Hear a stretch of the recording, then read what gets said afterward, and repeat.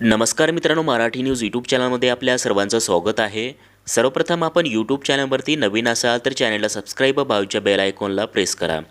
दिनांक 31 डिसेंबर 2025 पूर्वी सेवानिवृत्त पेन्शनधारकांना 8व्या वेतन आयोगानुसार सुधारित पेन्शन लाभ मिळणार का या संदर्भात संस्थेमध्ये महत्त्वपूर्ण चर्चा झाली आहे।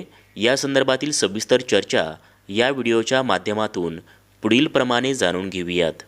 खासदार आनंद भदौरिया यांनी राज्यसभेमध्ये पेन्शन सुधारणा आणि 8वा वेतन आयोग संदर्भात काही प्रश्न उपस्थित केले होते। यामध्ये 31 डिसेंबर 2025 किंवा त्यापूर्वी सेवानिवृत्त झालेल्या कर्मचाऱ्यांना सुधारित पेन्शनचा लाभ मिळणार का, त्याचबरोबर पेन्शनधारकामध्ये निवृत्तीच्या तारखेनुसार फरक करण्याचा अधिकार वित्त विधेयक 2025ने सरकारला दिले आहे का, असे प्रश्न उपस्थित केले होते। या प्रश्नावर उत्तर देताना केंद्रीय अर्थ राज्यमंत्री पंकज चौधरी यांनी सांगितले की केंद्रीय शासकीय कर्मचाऱ्यांच्या पेन्शन नियमन हे केंद्रीय नागरी सेवा नियम 2021 व केंद्रीय नागरी सेवा नियम 2023 नुसार केले जाते। पेन्शनमधील बदल हे वेतन आयोगाच्या शिफारसी सरकारने स्वीकारल्यानंतरच पुढील आदेशाद्वारे लागू केले जाते।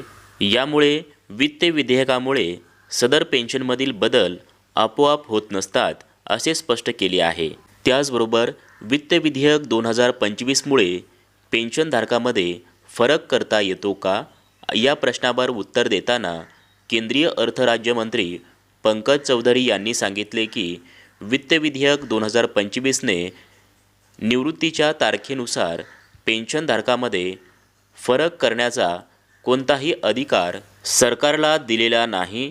पेन्शन संदर्भातील सर्व निर्णय हे नियमानुसारच घेतले जातात असे स्पष्ट करण्यात आले आहे।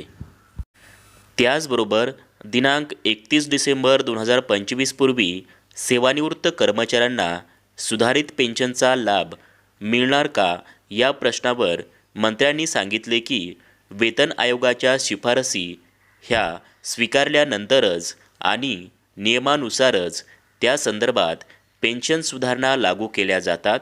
यामुळेच कोणत्याही बदलाकरिता अधिकृत आदेश जारी झाल्यानंतरच लाभ लागू होईल असे स्पष्ट करण्यात आले आहे।